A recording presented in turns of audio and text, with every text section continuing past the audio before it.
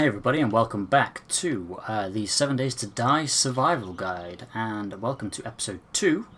This episode is all about houses and finding a suitable place to stay.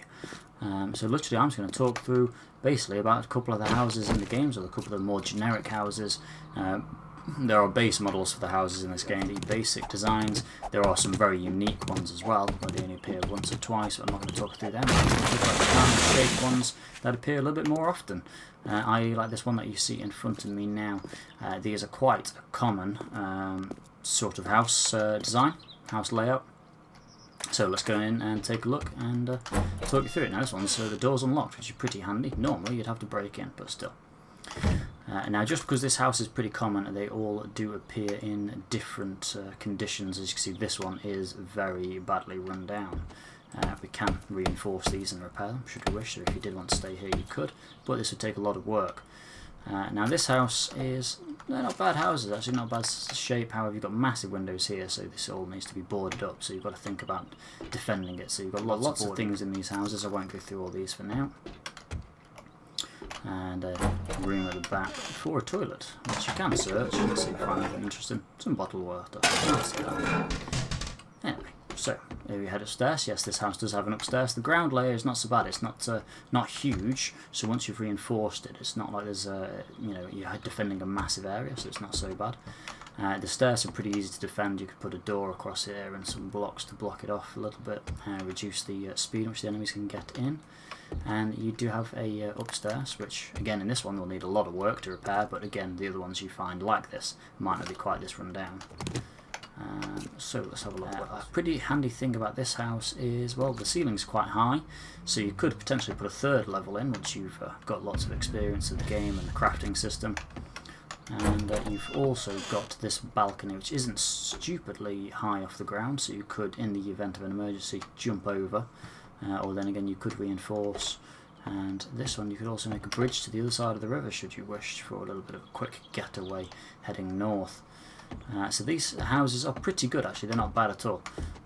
Lots of potential. However, there is a big drawback to this house, and that is this, the fact that there is another way into the house. There are two ways in, two doorways in. Most houses will have two doorways in, but this is a big stairway. Now if you do want to stay in this house, I would recommend probably destroying this stairway so the zombies can't use it. But it'll be a bit of an effort because you'll have to get rid of most of these until about here. You don't need to go all the way down to the ground, but get rid of the first two levels of stairs, so they can't get straight up to you, otherwise that could be a nightmare trying to defend the two ways in.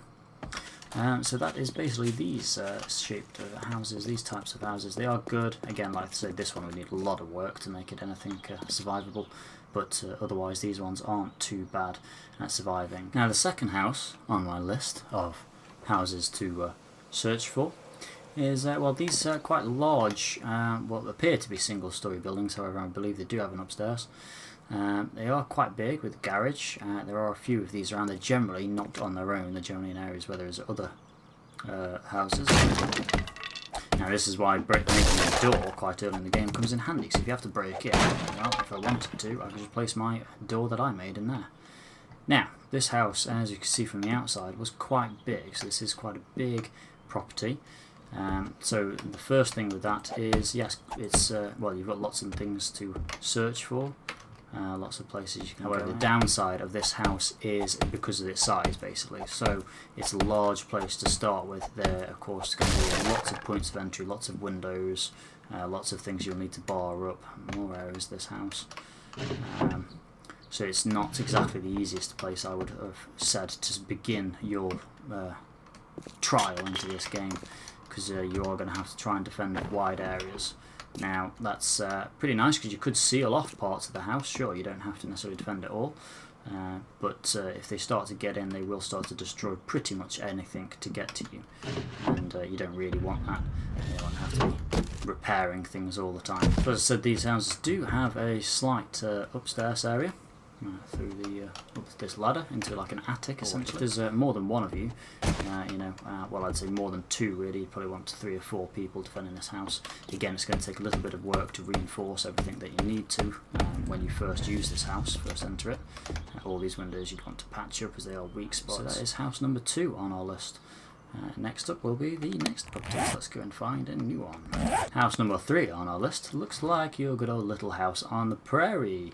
As you can see from the outside, it has 3 floors. It's quite a big property, and it's quite square, which is not so bad. Quite easy to defend and build defences around. This one also has a barn, which has a few things inside. Well, let's go and take a look inside this one. So this house is pretty spacious, a lot of room in here. We've got an upstairs, so I won't go through all the rooms, but let's just have a quick look. It's a pretty easy staircase again to block off, like the last house, so you could easily block that off with a door and a few blocks or some iron railings later on in the game. We have a ladder to the upstairs, and a few more rooms with various things in it. And again, this one you have an attic area, so you've got 3 floors, and this one is pretty good place to be actually. This is not a bad house at all really. Yes, it is quite big, so early on in the game you will have a lot of constructing to do to defend the place and get it back in a decent enough condition. So it's certainly worth thinking about before setting off on your adventure, and definitely starting in this one. It's not a bad house, but if you do attract zombie attention, it's going to be difficult to defend it all the way around because it is quite large. So early in the game you may want to think about staying somewhere else. It is a pretty good house though in terms of the shape of it. It's very square, so building defences around it is quite simple. Like big spike barriers and things like that is quite simple and easy to do. And with having multiple floors you could build bridges and routes out of the house as an escape route should you want to. Now welcome to house number 4 on our list, which is this monstrosity on the outside. As you can see, it's not in very good condition, this one isn't.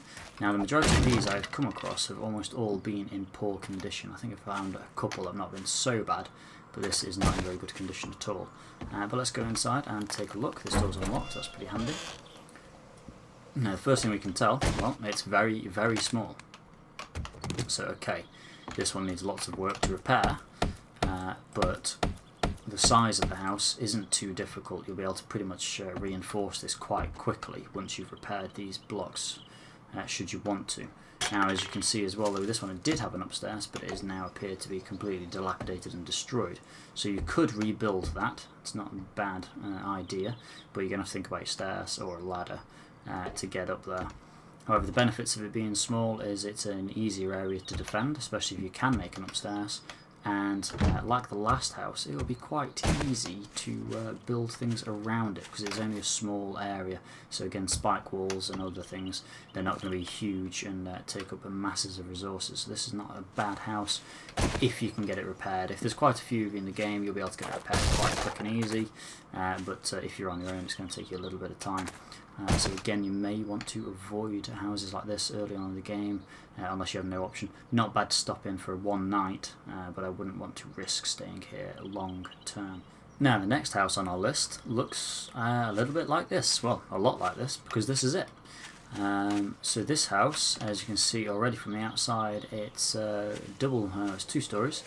It has a balcony area, which the balcony does stretch all the way around the house, goes all the way around, so that's pretty handy. And you can see the downstairs is made of stone, so it's actually pretty strong. Well, cobblestone, so you're going to be pretty strong and it's pretty difficult for the zombies to get in. There aren't a huge amount of windows on this house, so it's not all that much to reinforce the entire ground level completely. Won't take very long. Well, let's go in and take a look. So, we're inside. And as you can see, it's not a massive area downstairs, so it's not too difficult to defend. It's not a huge area. You've got a couple of additional rooms.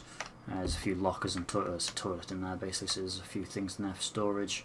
A few items here for storage, and in here, well, it'll take me a long time to get through because this is made of iron, but still in the meantime, I won't do that now, but this in there is a gun safe, so that's pretty handy. Yes, a gun safe, so that could contain guns. Then again, it might just contain ammo. Then again, it might contain almost nothing at all. But that is hidden away in there, so they're pretty good.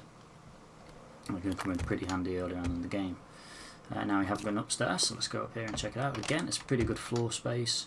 It's not a huge area, but it's also not too small. There's lots of... So here we are on the balcony area of the house. Now, like I said, this does go all the way around the house, which is pretty handy. So you can see you've got a great line of sight everywhere. This house in particular is in quite a flat location, so you can see quite far. So any zombies coming in from me, if you've got a bow and arrow or a crossbow or a hunting rifle or something, you can see them coming from quite far away. Now this house as well does have like a well, you can get on the roof basically. It's not a great deal up here. You will need to repair these if you stay here. Nice little bird's nest. But this house is in a pretty good location. It's not far away from the wasteland, which is south. Yes, it does have another stairway on the outside, so you'll want to get rid of this. Now this isn't too bad because they're not as strong as the ones from the other house, and you only need to get rid of these 2 layers, so let's just get rid of that. Top floor. Now this house, as you can see, I rate quite highly. This is the best house I've personally found for defence. It's not got a huge area space around it, so it's not too difficult to reinforce at all. With walls, spikes, whatever you need to do. You've got a great balcony so you can see all the way around the house for whether it's you're looking for animals to hunt or whether it's you're looking for zombies to kill. Now this one, so also downstairs is stone, stone walls, cobblestone walls, so it's pretty handy for defence early on in the game. Have fun with this one. Thank you for watching episode number 2 of this. We will have plenty more episodes to come. So thank you very much for watching. Stay tuned. See you later. Bye. Yeah. Whoa, loads. First one's dead. Whoa, look out to the right. It exploded. Whoa. Whoa.